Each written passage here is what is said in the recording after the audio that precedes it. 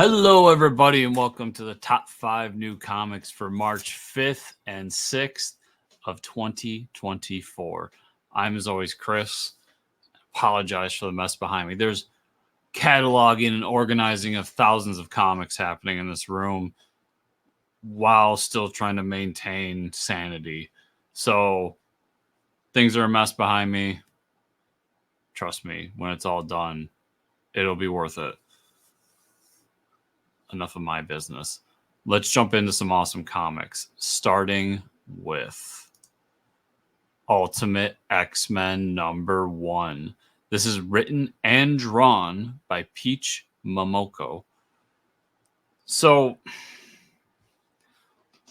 not the biggest Peach Momoko fan. Her covers are phenomenal. Like, I think she does amazing covers. Interior's been hit or miss. To be fair, I haven't read all of her X-Men stuff, or a lot of the stuff I have read by her is either in anthologies or Star Wars related. So take that for what it is. But this rides on the ultimate wave. I've just absolutely loved the Ultimate Universe and what they're doing.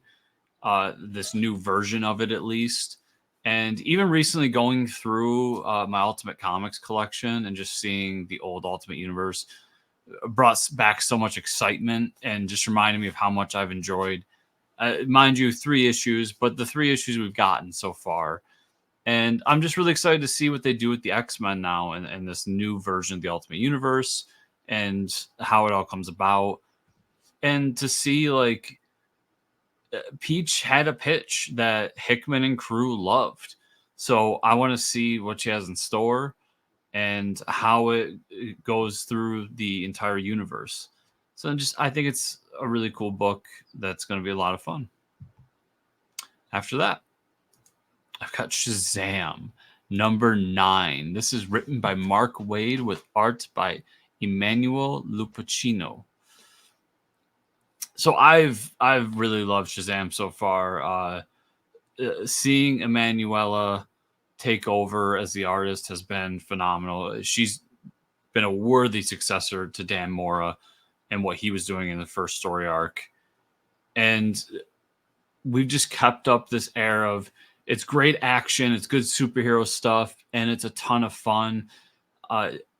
Mark and crew found a way to keep my beloved accountant dinosaur on staff and a part of the series while wrapping up that whole arc. And now we get one of those characters that I'm not going to say I'm a huge fan of because that would be lying to you, but it's a character that I'm always a fan of when he shows up, which is the Creeper. I mean, it's right here on the cover. The Creeper is just this awesome, weird character that comes from way back when Ditko was making characters for people are mad at me right now, but I'm zoning on the name of the company. And whenever I see him as a part of a book, I at least try it because I think he's such a cool, crazy character. And him against Shazam, why not? Let's do it. Yeah, Shazam's been just such a great series so far, and I can't hype it up enough because of how much I've enjoyed the entirety of it. So it's one of those books I think everybody should be picking up, and kudos to Mark Waid coming back to DC and kind of, I don't want to say completely reinvigorating his career, but the fact that he was able to come back and take on these books and they're great shows the greatness of Mark Waid in so many ways. And just kudos out to him for making some awesome books. After that, we've got The Batman, First Night #1. This is written by Dan Jurgens with art by Mike Perkins. When this book was announced, I was so excited. I know there's been a lot of talk about DC Black Label being this basically Elseworlds Batman publishing line, and that's been partially, if not mostly, true. There's been some great Superman books over there and Aquaman books and a few others. Like, it's done stuff. But yeah, like, a lot of creators have cool Batman stories. Like, I don't know, you go to DC and you may be a fan of a lot of their stuff, but Batman's the draw. And to deny that is to deny reality. So I don't blame anybody for being a fan of Batman and wanting to create stories with the Batman. That being said, this is a story set in the very, very early days of Batman's career, but as if we were back to when he was created. So we're back in 1939 as the Batman with, I mean, sure as hell better have some purple gloves, and being a detective and fighting the mob and just dealing with corruption in Gotham. And Dan and crew said that this book will be a detective story, which just ups it even more in my book. Like, there's just so much about this book that I am grinning ear to ear, like ready to read and discuss when it comes out. This is by far my most excited book of the year so far. And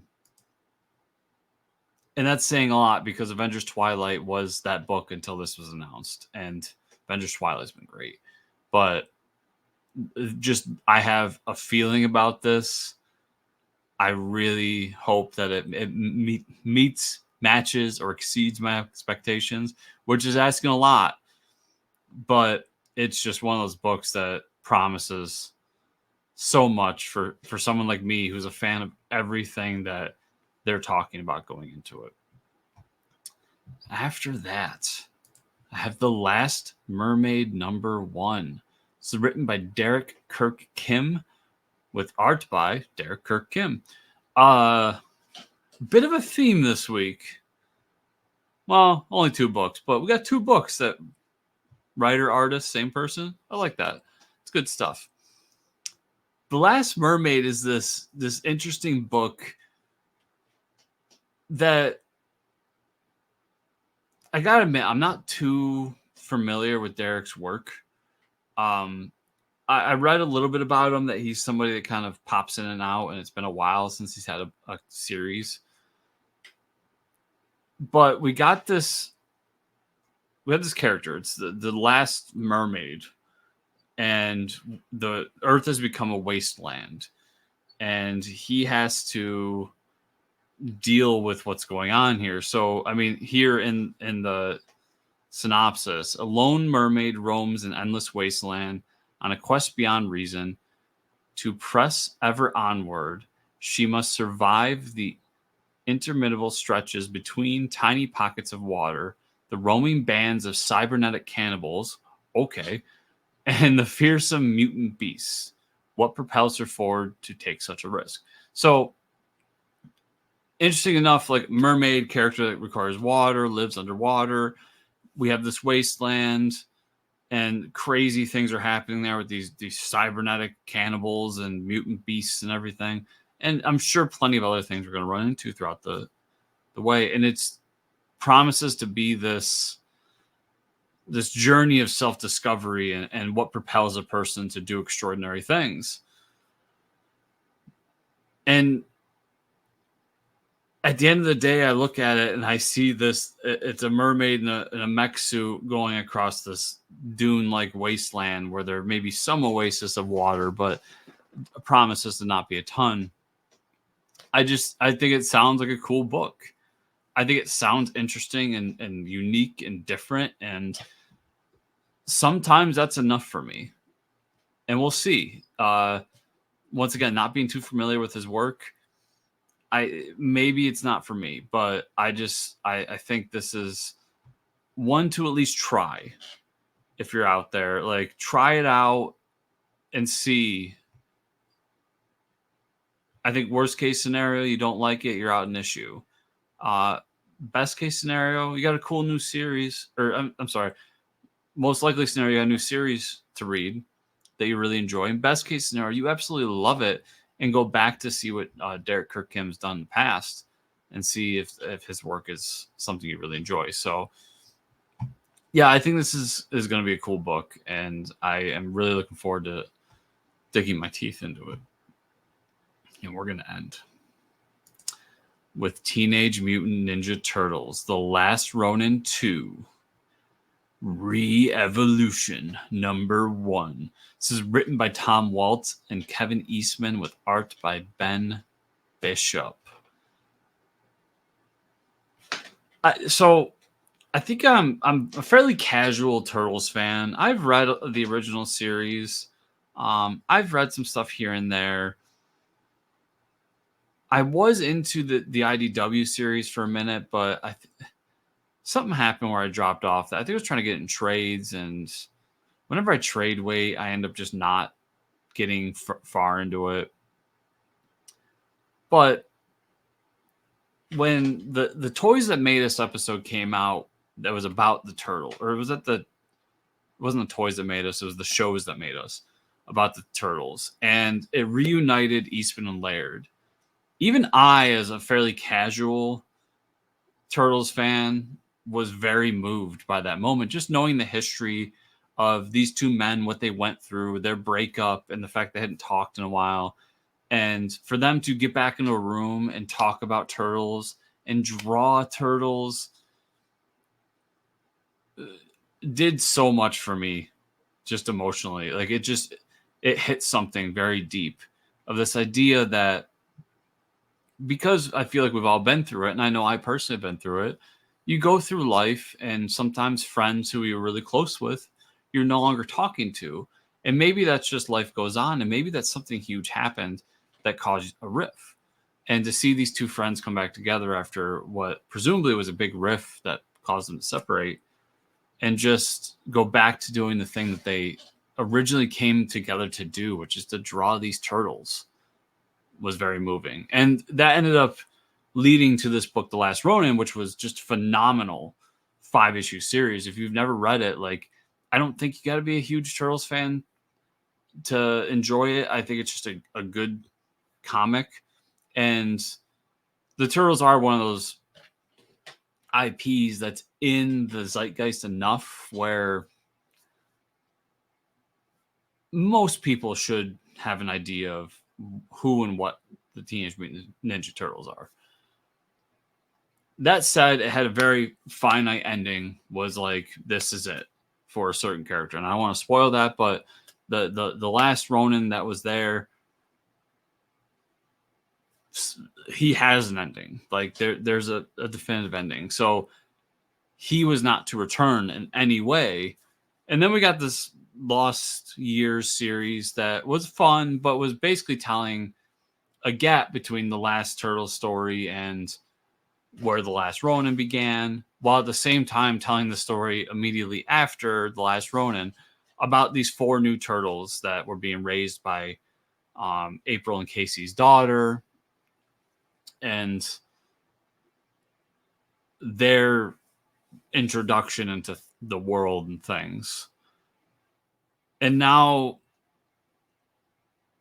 I was very worried about the idea of making this a multiple thing.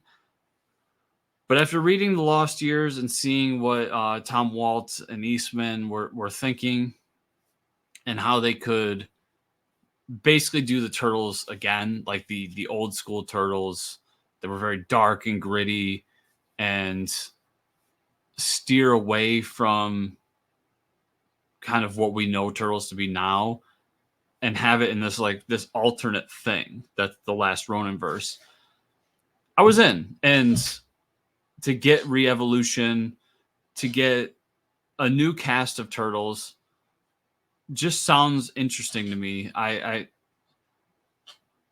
like I said in the beginning, I'm not like a huge Turtles fan, but I've seen enough to know that we can create new Turtles and reinvigorate the line a bit. And it's also to say that the regular TMNT book is going to go on. Like, it'll probably be in the series when it comes out. Jason Aaron's taking over that book. Like, it's happening. And we get this on the side, and this is going to be a mini series. It's not going to be an ongoing thing. So I'll be interested to see what they do with them, if there will be a Last Ronin 3 and all that. And also, with all that said, one of the things that the choices I really enjoy with this is the original Turtles were all basically copy paste, different bandana. You learn to love them over time based on more on personality than on what they looked like, because they all basically look the same. They had a different weapon. I get it. Blah blah blah. This, we took different species of turtles, and you know, you can get technical with me, tortoises and all that shit, but different turtles, and said, you know, what if the Bruiser was a snapping turtle, and what if blah blah blah. Like, that adds another layer to me. It's like, okay, we put more thought into this than to just say, let's just do the turtles again.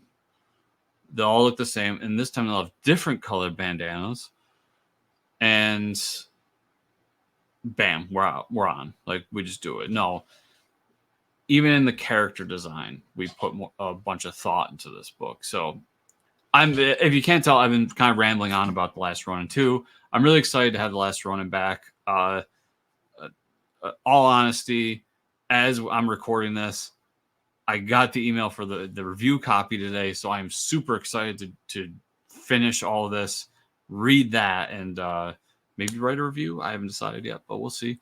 And yeah, like I said, even a fairly casual TMNT fan, I think, should pick up The Last Ronin and then possibly check this book out. That also being said, I am, if you've never read The Last Ronin and you want to get to this point, I'm asking you to read two other 5-issue series to get here. But like I said, The Last Ronin is an amazing title. I think it's up there with some of the great comics in modern time. Lost Years, if you felt the same way about Last Ronin I do, Lost Years is worth reading. It's fun, digs a little bit deeper into that book, but doesn't hit the highs that Last Ronin did. But it does get us to this point. So I'll be interested to see where we go. So everybody, yeah, thank you so much for watching this week. I am getting used to having two screens here, so I apologize. I thank you all so much for watching. It means the world to me. If you want to follow me at Fortress Chris on basically any social media network, chriscomicscorner.substack.com is the Substack where I review comics. But on a regular basis, I do the crowdfunding spotlight and the retro reread series, which we're in the middle of Rom the Space Knight right now, which has just been a blast. I love Rom the Space Knight. And as always, like, subscribe, share, comment down below.